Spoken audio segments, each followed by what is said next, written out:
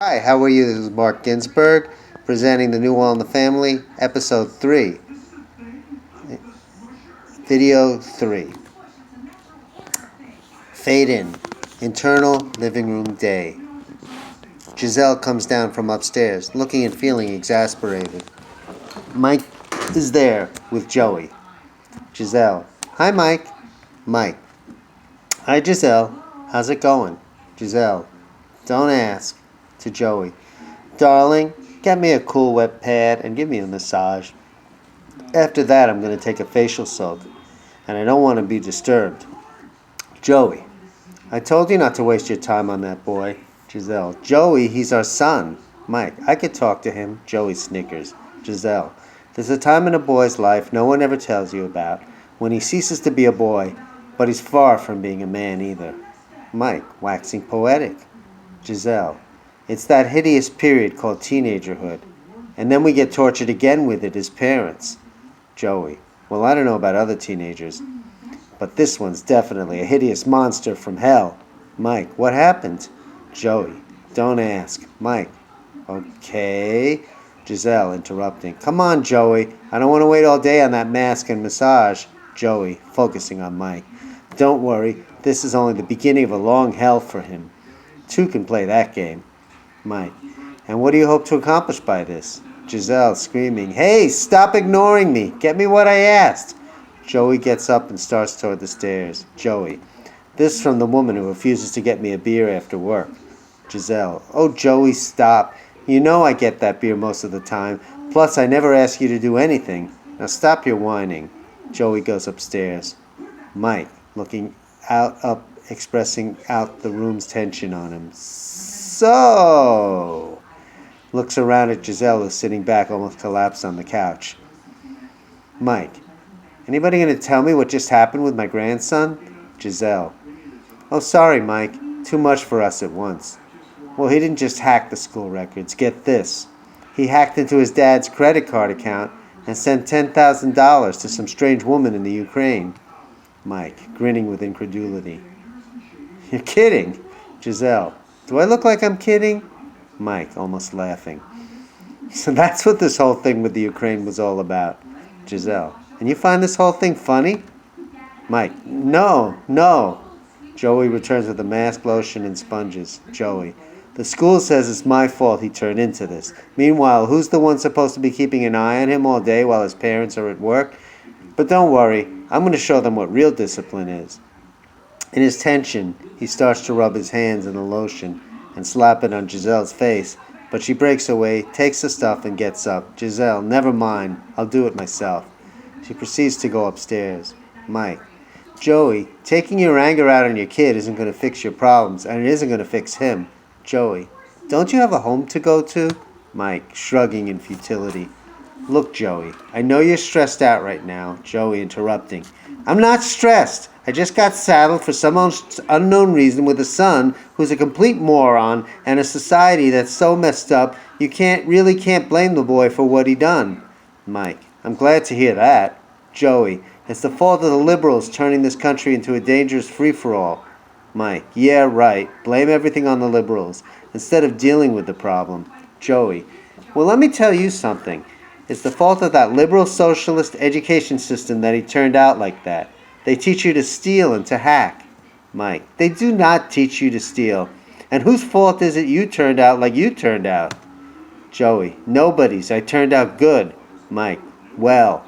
Joey. Well what? Mike. You turned out well. Joey. Yeah, whatever. And you know what really ticks me? He could have hacked into something useful like the government of China. Why couldn't he do that? Mike. Are you kidding me?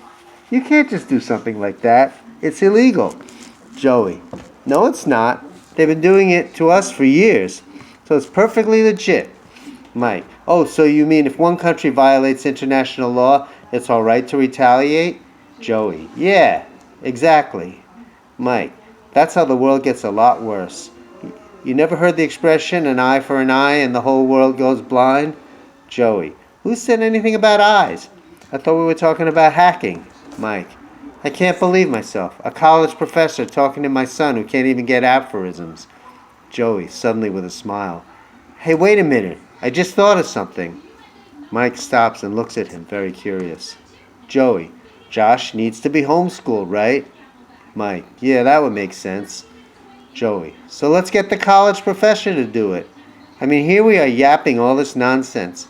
Mike, yeah, but that never stopped you before. Joey, Josh'll never let his mom and me school him with his big mouth and wise-ass ways. Mike, his mom and I. Joey, yeah, whatever. Since he's already going to be corrupted by liberalism, might as well call on the family liberal himself. Mike, I don't know whether to be flattered or insulted. Joey, come on, Dad, we need you. Mike, well, I don't know if I can prepare him for the equivalency. That's a pretty full-time endeavor. Joey, you think we have time to stay home and miss work? All of a sudden, Josh appears, stunning both of them. He's half-dressed as is typical for him, ignores them, and goes straight for the kitchen. They both stare toward the kitchen. Joey, he won't eat a morsel at mealtime, but he'll attack the food like a caveman when it's not time to eat.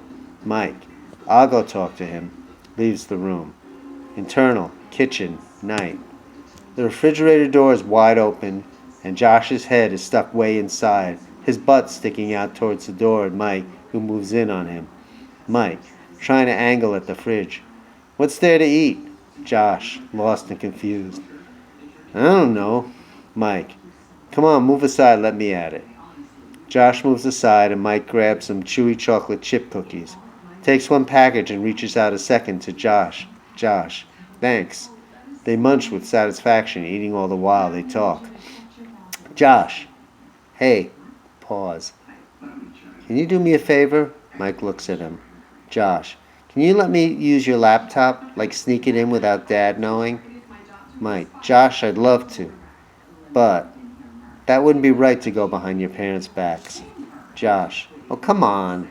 After all, how much he insults you all the time? Mike, see, that's the difference between me and your dad. He just reacts to what other people do and say. I do the right thing, even if it's unpopular. Josh looks both impressed and superior. Mike, and that's your first lesson for your homeschooling. Never abandon your principles and always do the right thing. Josh, I never do abandon my principles. They're just different from yours. You look out for other people. I look out for myself. That's the only way you get ahead. Mike, and where are you now? Josh, oh, this doesn't count. My plan just backfired, but I'll figure out another one. Mike, Josh, you can't figure your way through life. Whether you want to get ahead for yourself or develop a set of principles that takes others into consideration, which I think is the right way and a better way, you've got to learn the rules. That's why we have schooling. Josh, with his finger flicking. Well, I got suspended, so that plan's dead in the water. Mike, no it's not, because you're going to get homeschooled. Josh, yeah, right, like that's going to make a difference. Mike, it'll make a big difference. Josh, yeah, it might if you were my teacher. Mike, well, guess what? Surprise! Grins. I am your teacher. Josh, what? Nah, no you're not. Dad would never allow that. Besides, it's supposed to be a punishment. Mike, well, here's lesson number 2. If a tenured college professor offers to homeschool you, take it. You're never going to get a better education to finish out high school. You'll be smarter than all your high school peers. Josh, really? How'd you get Dad to agree to that? Mike, it was actually your dad who suggested it. Josh, you're kidding. Mike, he's my son. He's got to come up with a bright idea at least every once in a blue moon. Josh, ooh, you're fresh. Mike, yeah, let's keep it between us, like you keep all your other secrets. Josh, still in disbelief. So you're going to teach me? Wow. So how many computer languages do you know? How good are you at cracking codes? Mike, I'm sorry, but this is not going to be about cracking codes. I'm not a computer scientist. I'm a sociology and English professor. Josh, grinning. How are you going to teach me if you don't know computers? Looks like I got to teach you.